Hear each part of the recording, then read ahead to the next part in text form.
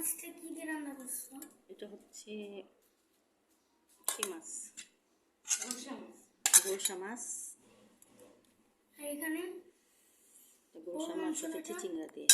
এটা হচ্ছে অল্প একটু খাসির মাংস আছে, শুক্রবার রান্না করেছিলাম।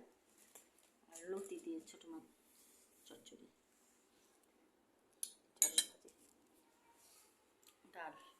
বাইরে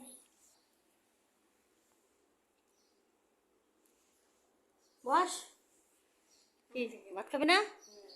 বস, ডাইনিং টেবিল রেখে নিচে খাই আমরা।